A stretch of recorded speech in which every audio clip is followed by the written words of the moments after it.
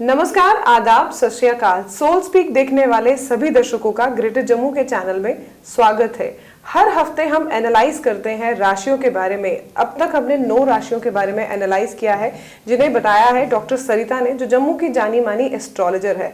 अब अगली राशि यानी कि कैप्रिकॉर्न, जिसे कि मकर राशि भी कहते हैं, जो राशियों के हिसाब से देखा जाए तो 10वीं राशि है। क्या कुछ इस राशि के, किस तरह के इस राशि के लोग होते हैं, क्या उनकी पर्सनैलिटी रहती है, कौन सा लकी कलर है, क्या लकी नंबर्स उनके लिए रहने वाले हैं, जानते हैं डॉक्टर सरिता जी से। लेकिन उससे पहले आज एकादशी पर्व है, और एकादशी पर्व जो है हिंदू समाज के लिए बहुत ही इंपॉर्टेंट, बहुत ही रेलेवेंस रखने वाला है। एकादशी में क्या कुछ खास रहता है और क्या कुछ नियम हैं जिन्हें हमें फॉलो करना होता है, जानते हैं सरिता जी से, जो जम्मू की जानी मानी एस्ट्रोलॉजर है। सरिता जी, आपके ग्रेटर जम्मू के चैनल में स्वागत है। जिस तरह से हम हर हफ्ते एक राशि का एनालाइज करते हैं, उससे पहले आज एकादशी है, तो एकादशी के बारे में हमारे व्यूअर्स जानना चाहेंगे कि क्या कुछ खास रहता है और इसकी रेलेवेंस क्या है। देखिए, एकादशी जो है, एकादशी का मतलब हो गया जैसे हर महीने के 2 पक्ष होते हैं, एक शुक्ल पक्ष होता है और एक कृष्ण पक्ष होता है। तो एकादशी हर महीने में 2 बार आती है। एकादश का मतलब ही हुआ कि 11th तिथि, जैसे हमारी चलता है कि प्रतिपदा होती है, फिर द्वितीया होती है, इसी तरह से जब हम 11 नंबर पे पहुंचते हैं तो उसको एकादशी कहा गया है।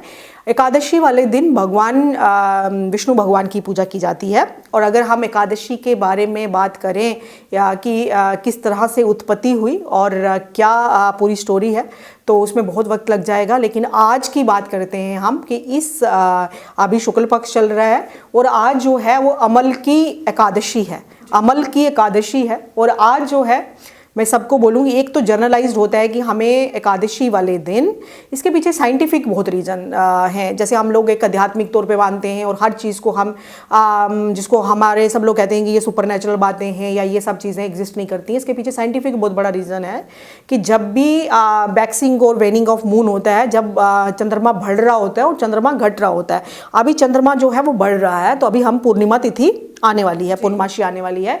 तो उस टाइम पे क्या होता है कि हमारी बॉडी के अंदर वाटर कंटेंट जो है वो राइज हो जाता है। अगर आप अष्टमी को, जैसे हम कहते हैं कि चावल इस दिन नहीं खाने चाहिए, इसके पीछे साइंटिफिकली बहुत बड़ा इसका कारण है।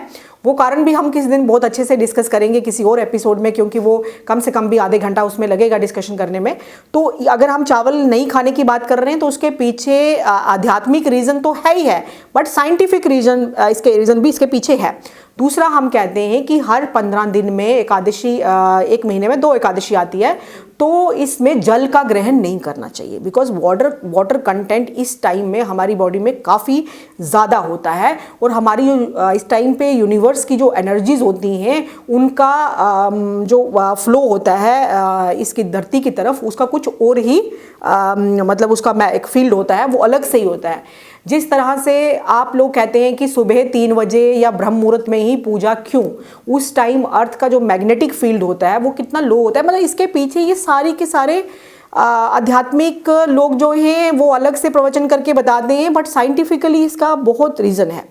इसी तरह से हम कहते हैं कि एकादशी वाले दिन ये सब चीज़ें कोरिलेट करती हैं। एकादशी वाले दिन हम चावल नहीं खाते। आज अमल की एकादशी है जिसमें आपने चावल नहीं खाने हैं। दूसरा, अमल की होने की वजह से आंवले का ग्रहण जरूर करना है। आज के दिन आंवला जो है वो सब लोग इसको जरूर ग्रहण करेंगे। और आंवले की कम से कम भी 108 परिक्रमा करना किसी पेड़ के नीचे, क्योंकि आंवला ही एक ऐसा वृक्ष है जिसमें तीनों भगवान जो हम ब्रह्मा विष्णु महेश के वास करते हैं। और आंवले की अगर आप 108 नहीं कर सकते, कोई बीमार है, कोई शुगर का पेशेंट है, कोई हार्ट का पेशेंट है, किसी टाइप की भी कोई बीमार हो सकता है, तो आप 11 परिक्रमा जरूर करें। अगर आप 11 भी नहीं कर सकते, आपको प्रॉब्लम है, तो एटलीस्ट एक दिया जो है वो आंवले के वृक्ष के नीचे आज के दिन अमल की एकादशी होने की वजह से आप जो है वो जरूर करें। मैं हर एक को व्रत रखने के लिए मैं कभी सजेस्ट नहीं करती, बिकॉज अपनी अपनी सबको प्रॉब्लम्स हैं, बट एटलीस्ट विष्णु सहस्त्र नाम का जो है वो पाठ कर सकते हैं। और ओम नमो भगवते वासुदेवाय नमः मंत्र का जो जप है वो आप रेगुलर बेस पे पूरा दिन कर सकते हैं। और चावल नहीं खाने और आंवला का ग्रहण करना है। जी, तो एकादशी है, एकादशी में क्या कुछ खास करना चाहिए, ये हमें डॉक्टर सरिता जी ने बताया। अब हम बात करते हैं अगली राशि जो कि है कैप्रिकॉर्न, मकर राशि। जानते हैं कि इस राशि के लोग कैसे होते हैं। डॉक्टर सरिता जी, आपका ग्रेटर जम्मू के चैनल में स्वागत है। सबको नमस्कार। मैम, जैसे कि हमने अब तक 9 राशियों के बारे में आपने एनालाइज किया है कि कैसे नेचर रहता है उनका, कौन सा लकी कलर है, न्यूमरोलॉजी के अकॉर्डिंगली कौन सा उनका जो लकी नंबर है। आज बात हम करेंगे 10वीं राशि जो कि मकर राशि है। तो किस तरह के नेचर के लोग होते हैं ये? देखिए, आज हम मकर राशि की बात कर रहे हैं जो कि 10 नंबर पे आती है, और कुंडली का जो 10वां भाव होता है वहाँ पे अगर चंद्रमा हो तो उनकी राशि भी जो है वो मकर होगी। और इस तरह से अगर हम देखें तो जो दिसंबर से लेकर के जनवरी 20 तक के लोग आते हैं वो मकर राशि के आते हैं। तो मकर राशि जो है, जिस तरह से इसका नाम बताता है कि मकर का मतलब हो गया, बहुत से आप देखते होंगे कि हर एक राशि का एक साइन होता है। तो जो मकर राशि वाले होते हैं, जिनको आप कैप्रिकॉर्न कहते हो, जो कि 10वें घर में राशि पड़ती है कुंडली के, उसका जो अगर आप देखते हो साइन बड़ी जगह पे मगर बना होता है, जिसको आप मगरमच्छ कहते हैं। तो बड़ी जगह पे अगर आप देखते हो तो उसका साइन जो है वो गोट का हेड भी दिखाया गया है। ये जो राशि है, इसको जो प्लेनेट है वो शनि रूल करता है, क्योंकि ये शनि की राशियां हैं और पूरी 12 हमारे पास टोटल राशियां हैं, और उनमें से 2 राशियां जो हैं वो शनि की हैं, 2 बुध की हैं, जिसमें आपका हमने मिथुन की बात की और कन्या की, उसका स्वामी अलग से है। और ये जो मकर राशि है, और अगली जो हम राशि डिस्कस करेंगे 11वें नंबर वाली जो कि एक्वायरस है, एक्वायरस और कैप्रिकॉर्न, इन दोनों का जो रूलिंग प्लेनेट है वो आता है हमारा शनि ग्रह। तो ये साल भी शनि का है, और शनि जो है वो इस साल 2024 को अगर हम न्यूमरोलॉजी के हिसाब से देखें तो 8 अंक आता है। और इस तरह से अगर हम देखें तो दूसरी तरह से अगर हम देखें तो तब भी शनि का साल जो है, ये राशि भी जो है इसका रूलिंग प्लेनेट जो है वो शनि है। ये लोग जो होते हैं, ये अगर हम ये राशि जो है ये स्थिर राशि मानी जाती है। हर एक राशियों का एक नेचर है, एक मतलब उसका नेचर के हिसाब से अगर हम देखें तो ये राशि जो है ये स्थिर है। ये लोग बहुत प्रैक्टिकल होते हैं, they are very practical people.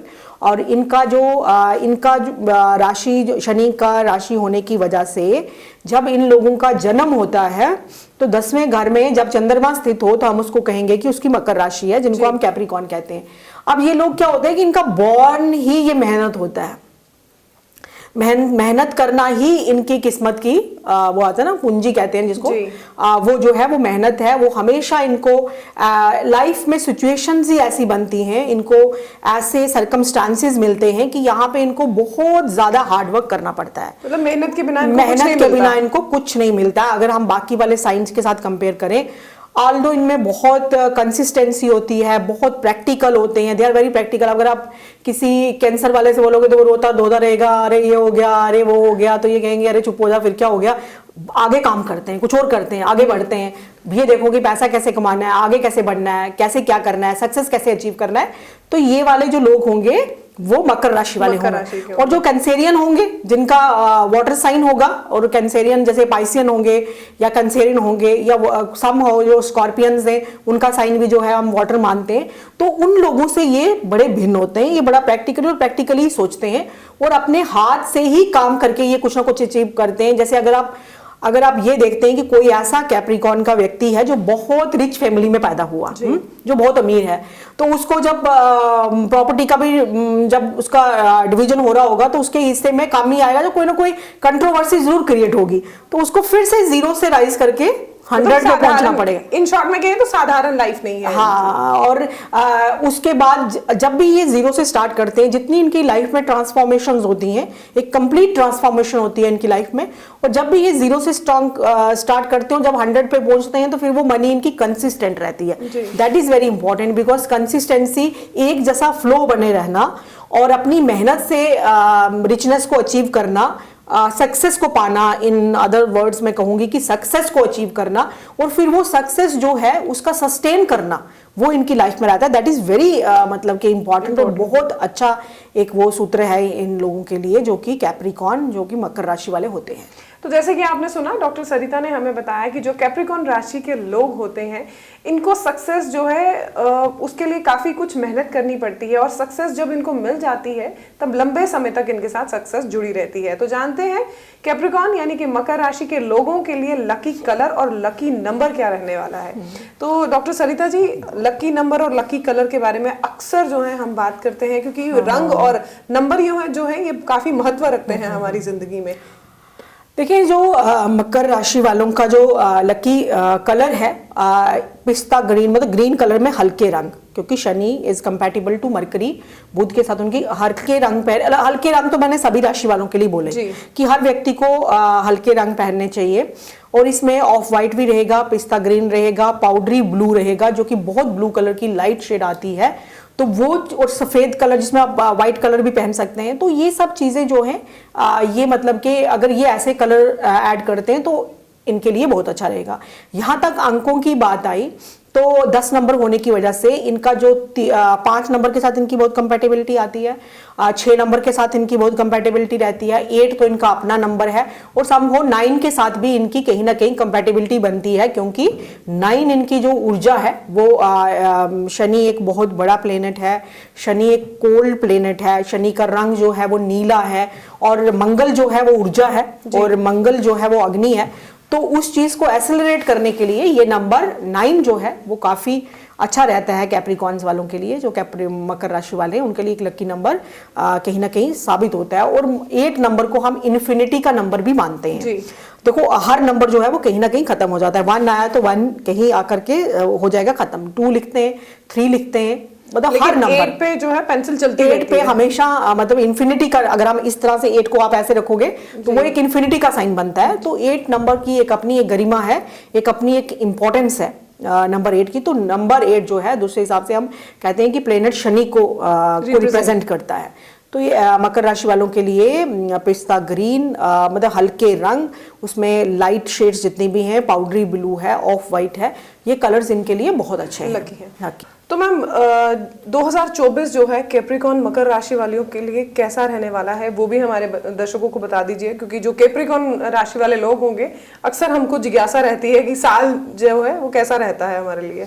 देखिए, शनि का रूलिंग प्लेनेट इस बार का जो है वो शनि आ रहा है, और जब हमारा विक्रम संवत जो है वो 2080 स्टार्ट होगा, अभी जब हमारा नवरात्रा जो पहली प्रतिपदा तिथि होगी उसके बाद से हमारा जो पंचांग आता है उसी के हिसाब से फिर हम गणना करते हैं। बट अभी तक का जो समय बीता है, और अभी शनि का उदय भी हुआ है जी। शनि जो है वो अपनी जो थे वो उदय हुए हैं, अभी पहले अस्त चल रहे थे, और इस तरह से जो ये चीज़ें हैं इसके बाद से उनका सबकी लाइफ में काफ़ी अच्छा रहने वाला। और कैप्रिकॉन का वो शनि रूलिंग प्लेनेट है, शनि के जो प्लेनेट है वो उनकी राशि को रूल करता है, तो इसलिए मेहनत तो उनको वर्ष भर करनी पड़ेगी, लेकिन मई के बाद बहुत अच्छे रिजल्ट्स रहेंगे। जो अभी तक कुछ प्रॉब्लम्स रही हैं वो सब पार करके, तो उसके बाद से फिर मई के मंथ के बाद से काफ़ी अच्छा रहने वाला है सभी कैप्रिकॉन के जो लोग हैं, जो चाहे आप सन साइन के हिसाब से देख रहे हैं, चाहे आप मून साइन के हिसाब से देख रहे हैं कि आपकी कुंडली में चंद्रमा की क्या स्थिति है, सबके लिए काफ़ी अच्छा जाने वाला है। लेकिन दूसरों को ये लगता है कि दूसरे जब मकर राशि वालों की पर्सनैलिटी देखते हैं, उनको लगता है यार ये कुछ नहीं कर पाएगा, मतलब जैसे आपको पता नहीं लगता ना कि मगर जो है वो किस तरह से आपको लगता है कि सोया हुआ है, लेकिन वो सोया नहीं हुआ होता, एक्टिव होता है। और ये वो लोग होते हैं जो ये भी कहते हैं कि हमें किसी की जरूरत नहीं है, हम खुद सब कुछ कर सकते हैं। ये कहते हैं कि हमें नहीं किसी की जरूरत, हम खुद ही सब कुछ कर लेंगे, हमें किसी की जरूरत नहीं है। और ये सब चीजें जो हैं, लेकिन अंदर से जो इनकी पर्सनैलिटी है जैसी होती है वैसे इनको देख करके जज ना करें। ये जो भी इन्होंने डिसाइड किया होता है, जो भी इनके टारगेट्स होते हैं, ये उनको अचीव करके ही छोड़ते हैं हमेशा से। अगर आप देखें तो इन्होंने अपने हर टारगेट जो डिसीजन लिया है, लोग इनको अंडर एस्टिमेट करते हैं, बट अंडर एस्टिमेट नहीं करना चाहिए, ये अपने टारगेट्स को बहुत अच्छे से अचीव करते हैं जी। तो थैंक यू सरिता जी, आपने हमारे जो कैप्रिकॉन राशि के लोग हैं उनको इतनी information the. I am sure जो भी कैप्रिकॉन यानी कि मकर राशि के लोग हैं उनके लिए इतनी इन्फॉर्मेशन बहुत है। उनके लिए 2024 मई के बाद जो है समय बहुत ही अच्छा रहने वाला है। कलर्स के बारे में बताया कि लाइट कलर आपके लिए बहुत ही ज्यादा शुभ रहने वाले हैं। और अगर नंबर्स की बात की जाए तो नंबर 6, 8 जो है इनके लिए 5, 6, 8 नंबर जो है इनके लिए काफी लकी रहने वाले हैं। तो ओवरऑल जो है एनालाइज हमने किया है। अगली राशि के बारे में भी बात करेंगे। अगली राशि है एक्वेरियस राशि, जिसके बारे में मैं भी बहुत ज्यादा एक्साइटेड हूँ, मेरी खुद की राशि है। तो एक्वेरियस अगली राशि, अगले हफ्ते हम फिर इसी प्लेटफॉर्म पे आपको नजर आएंगे एक्वेरियस राशि के साथ, जानेंगे, एनालाइज करेंगे डॉक्टर सरिता जी के साथ जो जम्मू की जानी मानी एस्ट्रोलॉजर हैं। हमारी वीडियो को लाइक, शेयर और कमेंट करना ना भूलें और चैनल को सब्सक्राइब। इसी तरह के आपको एस्ट्रो से जुड़े जितने अपडेट्स हम देते रहेंगे। तब तक के लिए मुझे दीजिए इजाजत। कैमरामैन अजय जाडू के साथ मैं नीतू सिंह, ग्रेटर जम्मू के लिए धन्यवाद।